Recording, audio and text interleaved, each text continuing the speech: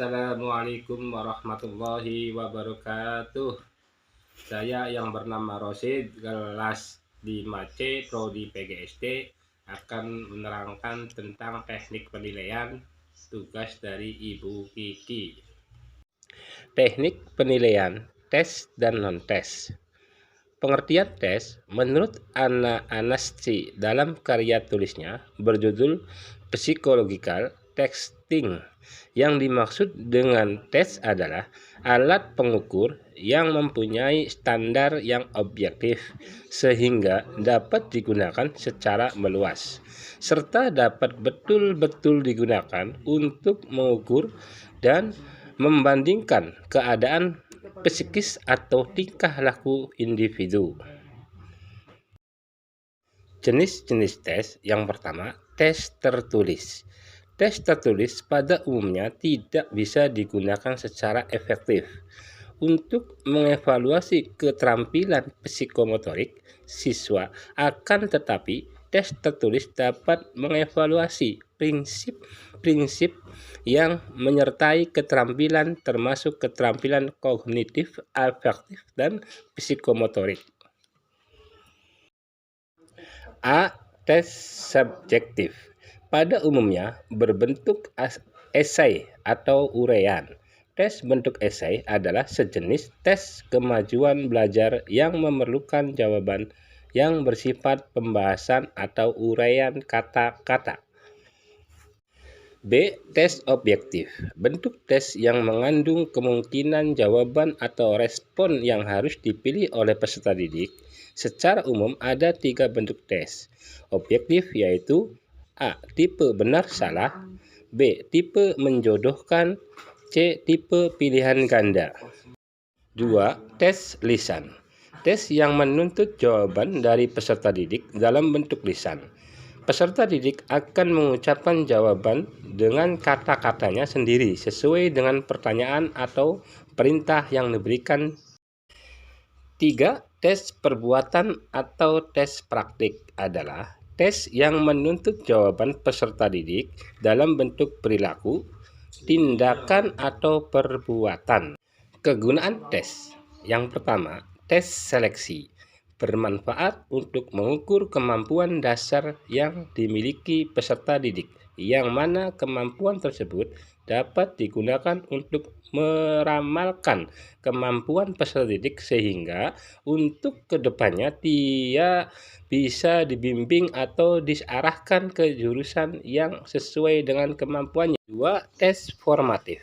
Bertujuan untuk pembinaan dan perbaikan proses belajar mengajar, sehingga setelah dilaksanakannya tes formatif perlu dilakukan tindak lanjut. 3. Tes sumatif. Bertujuan untuk mengukur keberhasilan peserta didik secara menyeluruh. Mengujikan materi secara menyeluruh juga selama 1 semester. 4. Tes diagnostik adalah untuk mengetahui kesulitan belajar yang dihadapi peserta didik, termasuk kesalahan pemahaman konsep. 5. Tes penempatan. Tes yang diberikan dalam rangka penentukan jurusan yang akan dimasuki peserta didik atau kelompok mana yang paling baik ditempati atau dimasuki peserta didik dalam belajar. Kelebihan metode tes. Yang pertama, mudah disiapkan dan disusun.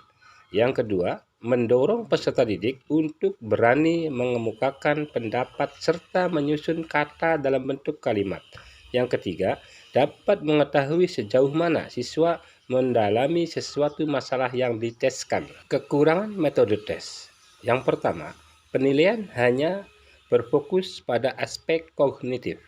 Yang kedua, materi dan keterampilan yang sangat terbatas, tidak memerlukan nalar dan keterampilan pemecahan masalah. Yang ketiga, tidak menilai dan menerapkan secara langsung dalam dunia nyata untuk menyelesaikannya.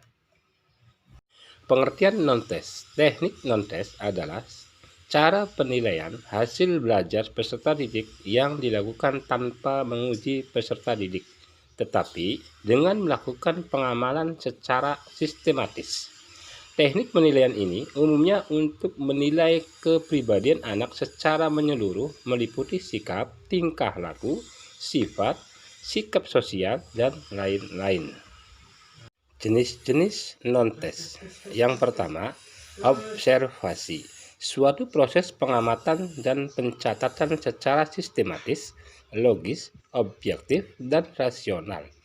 Observasi dapat digunakan untuk menilai proses dan hasil belajar peserta didik, seperti tingkah laku peserta didik pada waktu guru menyampaikan pelajaran di kelas, tingkah laku peserta didik pada jam-jam istirahat, atau pada saat terjadinya kekosongan pelajaran, pada saat berdiskusi, mengajarkan tugas, dan lain-lain. 2. Wawancara. Wawancara merupakan salah satu bentuk alat evaluasi jenis non-tes yang dilakukan melalui percakapan dan tanya jawab, baik langsung maupun tidak langsung, dengan peserta didik. 3. Angket. Angket termasuk alat untuk mengumpulkan dan mencatat data atau informasi, pendapat, dan paham dalam hubungan kausal. Angket mempunyai kesamaan dengan wawancara. Angket dilaksanakan secara tertulis, sedangkan wawancara dilaksanakan secara lisan. 4. Studi kasus. Studi kasus adalah mempelajari individu dalam proses tertentu secara terus-menerus untuk melihat perkembangannya. 5. Daftar cek. Daftar cek adalah suatu daftar yang berisi subjek dan aspek-aspek yang akan diamati. Kegunaan non-tes. Yang pertama, untuk memperoleh informasi yang dikaitkan dengan evaluasi hasil belajar peserta didik dari segi efektif dan psikomotor. Yang kedua, untuk mengetahui kemampuan peserta didik di bidang efektif dan psikomotor. Yang ketiga, mengetahui kemajuan dan kesulitan belajar siswa. Yang keempat, mendapatkan informasi mengenai keadaan objek penelitian. Kelebihan metode non-tes. Kelebihan metode non-tes. Yang pertama, mengukur kemampuan siswa secara langsung dengan tugas-tugas real dalam proses pembelajaran. Yang kedua, penilaian otentik yang dinilai keterampilan dan pemahaman dengan penilaian secara langsung performasi murid dengan setting yang alami. Kekurangan metode non-tes. Penggunaan non-tes untuk menilai hasil dan proses belajar masih sangat terbatas jika dibandingkan dengan penggunaan alat melalui tes dalam menilai hasil dari proses belajar. Etika dalam tes. Yang pertama, kerahasiaan hasil tes. Hasil tes hanya dapat disampaikan ke orang lain apabila A. Ada izin dari yang bersangkutan.